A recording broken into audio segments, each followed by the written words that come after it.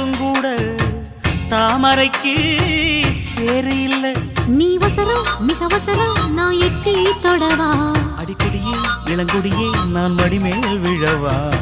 சோழ காட்டுக்குள்ள சுகம் கண்டதால காளங்கண்ணு குட்டி தூக்குதுவால. மாமனுக்கு தாங்கவில்லை இனி மாறாப்புக்கு வேலை இல்லை.